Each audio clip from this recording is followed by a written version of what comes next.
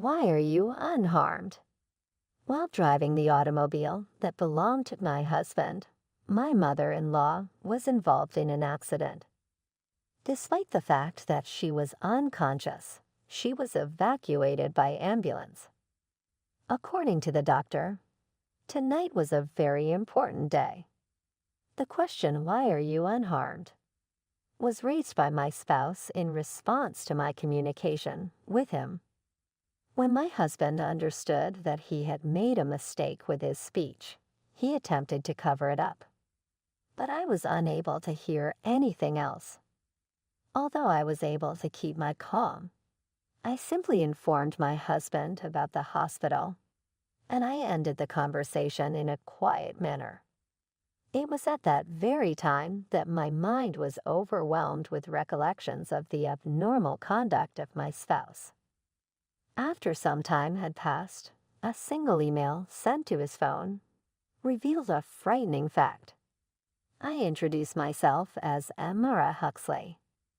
I tied the knot with my spouse, who was employed at a firm that specialized in vehicle maintenance 14 years ago.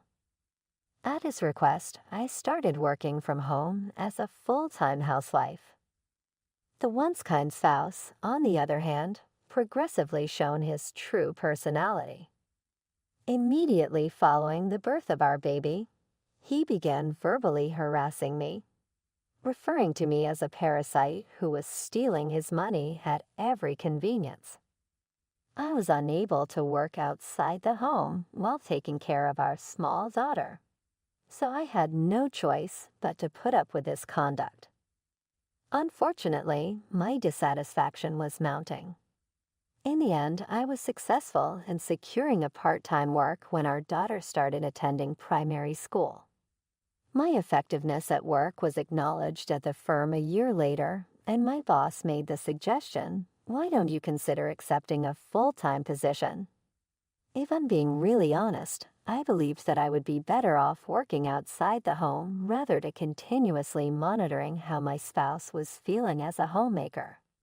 I finally worked up the nerve to let my family know about this situation. The words, "Mom, do your best at work," were said along with a cheer from my kid. "I will assist you with the duties around the house." It was clear that she was terribly excited. My spouse, on the other hand, did not speak, his look indicating that he was dissatisfied with her excitement. At long last, he came forward with his words, which were oozing with sarcasm. "I suppose this is just a pity offer to make you a regular employee. You will begin to complain in a short amount of time. I think you should abandon the concept." According to his response to my insistence that "you won't know until I try," he stated, "I earn enough money anyway. The need that you work full-time is not necessary. Because of the expenditures associated with our daughter's extracurricular activities and tuition, we will never find ourselves in a difficult financial situation, regardless of how much money we have." Although he was unable to refute my reasoning, he said, "Do whatever you want, but don't slack off on household chores." After uttering such comments, he stormed out to some location. In spite of this, I was overjoyed to have succeeded in convincing my spouse. I couldn't help but tell my mother-in-law about the news that I had received. After enduring her late husband's dictatorial behavior, she became a trustworthy ally who reprimanded my husband when it was essential to do so. Due to the fact that she had always shown concern for both me and our kid, she was overjoyed to learn that I had been promoted to a full-time position in my profession. Now that my daughter is helping me with the tasks around the house, I am able to devote more of my attention to my job. My overall performance at the organization continues to increase as a direct result of this. On the other hand, my husband started treating me worse because he was unhappy with the fact that I appeared to like my work. Every day, his behavior became more outrageous. However, the fact that there are not enough side dishes is not sufficient. At the very least, you are required to get ready at 5 o'clock. There looks to be dust in the corner of the room, as the situation suggests. Did you not bother to tidy up after yourself? Despite the fact that he had never shown any interest in domestic problems in the past, he now meticulously examined every aspect. My ignorance led me to believe that his firm was experiencing financial difficulties, and that his compensation had been considerably lowered as a result. I couldn't help but wonder whether the harsh treatment he meted out to me was a reflection of his own frustrations. Having the intention of boosting his spirits, I made the decision to cook his preferred seafood gumbo. However, upon seeing it, his face broke into a scarlet hue, and he approached me in a furious manner. "What's this? I made it to cheer you up since you seemed down lately. I can't believe it. Is this some type of sarcastic remark directed against the pitiful me?" After yelling at me and pushing me, he started slamming the pot and the ingredients into the floor. He then continued to stare at me. While we were helpless to do anything, my daughter and I gathered together in a corner of the room. "It is because of your fury that I am in this situation. Have a proper cleaning up." Following that, my husband, who had flipped everything that was on the table, exited the room with a contented grin on his face. Following the occurrence of that event, my spouse started a pattern of arriving home from work later than usual. I questioned him about it, and he replied that he was staying late in the office in order to study and get certificates in the hopes of increasing his compensation. On the other hand, on the days when he worked extra, there was always a discernible smell of shampoo that did not belong to any of the people living in our family. Could it be that? My thoughts were prompted by a hunch, and the word divorce appeared in my head at that moment. Nevertheless, I was unable to address my spouse. Due to the fact that I had been raised by a single parent and had been exposed to a number of challenging circumstances, I was hesitant to go through with the divorce process, particularly since our daughter was involved. Nonetheless, there was a sudden shift in something. A change occurred in my husband's attitude. During the days when he came home from work earlier than usual, he was quite helpful in assisting with duties around the house and even helped our daughter with her schoolwork. The sudden and significant change left me perplexed. I couldn't help but wonder if the success of the firm had improved, which would provide him a higher income. Eventually, I came to terms with the fact that my spouse had undergone a transformation. At some point in time, an unforeseen event took place. By the way, did you not mention that you wanted to wash the automobile in the near future? Please lend it to me so that I may complete it at work. Oh, I can handle it myself. You should not say that. Despite the fact that I have been harsh with you because things haven't been going well at work, I am not suggesting that this makes up for it. Allow me to take care of the laundry for you. Oh, and I'll also perform a quick examination as well. In all honesty, I was taken aback because he had never before made an offer of this nature since we had tied the knot. Having said that, I made the decision to seek his assistance after reflecting on the sincerity of his gaze. Shouldn't you have a car so that you may go shopping and do other things? Do not hesitate to make use of my vehicle throughout the inspection period, which is estimated to last around 1 week. The use of my bicycle for commuting and shopping is something I am able to handle. The wet days might make it difficult to go shopping, so no. Utilize it without any reservations. As a result of his work, he has a deep relationship to automobiles, and I was hesitant to drive his car out of worry that I would cause an accident. Despite this, he never stopped encouraging me. In the end, I agreed to take the keys that he had effectively imposed upon me, despite the fact that I was feeling a little apprehensive about it. Despite this, I was unable to get the courage to drive his automobile. Consequently, I continued to ride my bicycle for both my commute and my shopping even after I had borrowed it for 2 days. My mother-in-law came to see us at our house one day, bringing with her some mementos from a vacation. I welcomed her inside because I had a day off during the week, and we sat down to have some tea together. During the course of our talk, my mother-in-law revealed that she intended to take the mementos to a friend who lived in the town that was adjacent to ours. He inquired as to whether or not she may use my vehicle for this reason. The fact that my mother-in-law does not own a car means that she occasionally uses mine as a vehicle. On that particular day, however, the automobile that was accessible at home was not the one that I often use. Rather, it was the one that belonged to my husband. I attempted to convey this to her, but my mother-in-law claimed that it would be all right because it would only take around 30 minutes to travel round trip. She jumped into the vehicle that belonged to my husband and drove away. However, an hour had passed, and she had not yet returned to the location. May I ask why she hasn't called? When she is running late, she always does what she does. While I was waiting, I was curious as to whether or not she was engaged in a conversation with her buddy. Suddenly, the phone at home rang again. After answering the phone, I was under the impression that it was my mother-in-law, but it turned out to be the cops all along. What they told me was that my mother-in-law had been driving and had accidentally touched the throttle instead of the brake, which resulted in the vehicle colliding with a convenience store that was located nearby. In spite of the fact that there were no casualties, my mother-in-law was transported to the hospital in a severe condition and was unconscious. Almost immediately, I attempted to call my husband, but he could not pick up the phone. I hurried to the hospital in a state of pure fear. On the other hand, the words spoken by the physician at that time were cruel. This is the turning point tonight.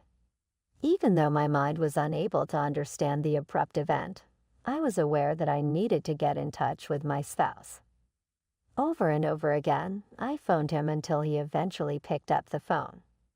His remark, on the other hand, was something that beyond belief. "Why are you unharmed?" Totally bewildered, I was. He instantly retracted his statement, stating that he was too disturbed to continue, but the speech that he delivered left me dumbfounded. After giving him the name of the hospital, I hung up the phone in a low voice. Earlier, what exactly was the purpose of that? Despite the fact that there were more important problems, the distrust that I had against my spouse continued to remain in my thoughts. A number of tubes and intravenous lines were attached to my mother-in-law as she lay on a hospital bed in the emergency treatment area of the organization. Because of her terrible look, I was unable to speak. In spite of the meticulous efforts of the attending physician, my mother-in-law was unable to regain consciousness and died away in a calm and serene manner. She has such a lovely spirit. At that same time, when I found out that she had passed away, I immediately burst into tears. After an hour, my husband and our daughter arrived at the hospital where we were being treated. To express their sorrow over the passing of my mother-in-law, they too shed tears with me. During the time that they were grieving, I watched from a distance, but my attention was drawn to the phone that my husband had carelessly put nearby. A message arrived on the screen at that very moment, and the brief content immediately drew my attention. The thought of "did the plan succeed?" caused my heart to skip a beat. It is true that the message made that point abundantly clear. Is this something? Do you know what it means? The fact that I was agitated did not prevent me from wanting to comprehend the situation, so I appeared to be unconcerned and passed the phone to my husband. "Hey, someone sent you a message." His eyes widened in shock as he grabbed the phone from my fingers and grabbed it away from me. "Why are you so flustered?" "Oh, thanks. It might be something urgent," he said in an evasive manner about his reaction. "Outside, I'll have a look at it." Following the utterance of those comments, my spouse hastily grabbed his phone and departed for an unknown location. Despite the fact that I so much wanted to follow him, I was unable to abandon our kid, who was still weeping. The burial for my mother-in-law was held in a serious manner the next day, and subsequently, the inquiry done by the police found that the reason of her accident remained unexplained. As time went on, my day-to-day activities reverted to their usual routine, but I was unable to escape the nagging sense that I had regarding the contents of the communication from earlier. I summoned up the confidence to check my husband's phone while he was sleeping one day, around 1.5 months after the funeral, as the memorial ceremony for my mother-in-law was drawing near. What I did find, on the other hand, was a really disturbing reality. Would it be conceivable for someone with such a kind and lovely spirit as she was to have sacrificed her life over something like this? As I made up my mind to get revenge on my spouse, feelings of rage caused my fingers to shake violently. The memorial ceremony that was held the day following the loss of my mother-in-law finally took place. Immediately following the memorial ceremony, my husband attended a dinner gathering with his family, during which he reflected on the times he had spent with my mother-in-law. I stood on the sidelines and watched uninterestedly. I saw that my husband's face got red as the booze continued to flow, and he appeared to be paying attention to my stare. Inexplicably, he started to challenge me with the question, "Hey, what's all that with that look? Are you secretly relieved that your mother is no longer around because you had a negative opinion of her?" That is not the case. She never failed to treat our kid and I with kindness. I had an esteem for her. Therefore, why did you give her my automobile on that particular day? The accident that she was involved in would not have occurred if you hadn't interfered. The things he spoke caused my heartstrings to tighten. Despite the fact that I had placed the blame for that catastrophe on myself a great number of times, I was unable to bear to hear it from him, the one who had interfered with things in order to produce the accident. "What's up? Can you tell? It is unclear what you are referring about." An anxious giggle came out of him as he made an effort to play it off. At that moment, I pushed the screen of my phone in his direction. Prior to that, I had secretly transferred SMS exchanges from his phone to mine. The contents of those texts exposed a nefarious plot that my husband and his affair companion had been hatching.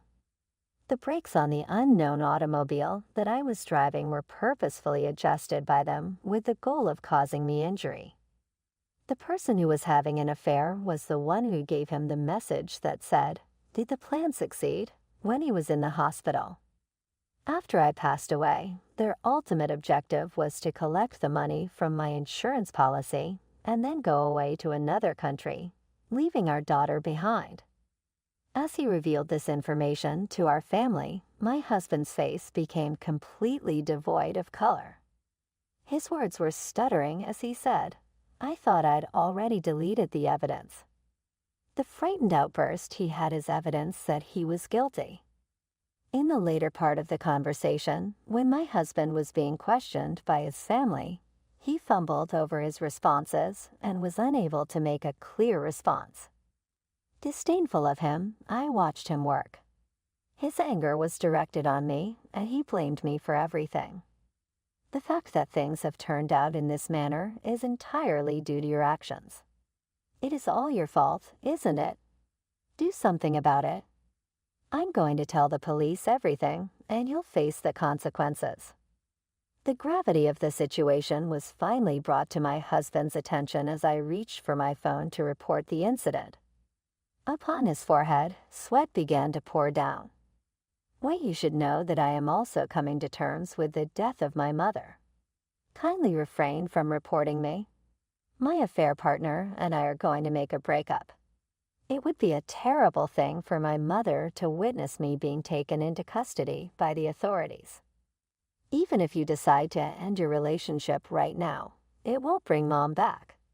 After all, she would want you to be held accountable for your actions. Mom would never say that." He rushed at me, but his family held him back. I went ahead and placed the call. He apologized, sobbed right before they carried him into the squad car, but my determination did not waver. I then got a divorce from my husband. My proof turned into a deciding factor that resulted in his and his affair partner's detention. They might spend almost 10 years in prison for their heinous crime of tampering with the automobile, which claimed a life. Both my ex-husband's family and the parents of the affair partner paid their portion of the $20,000 settlement I requested from them. They will be required to pay it back when they return to the outer world. Conversely, my daughter and I relocated to a somewhat different location, where we began a new life. Even though we have demanding job and study schedules, we are happy and supportive of one another. How did you come upon this tale? If you found it enjoyable, the communications exposed a dark scheme involving my spouse and his extramarital affair partner. They knew I drove a strange automobile, so they played with the brakes on purpose to hurt me.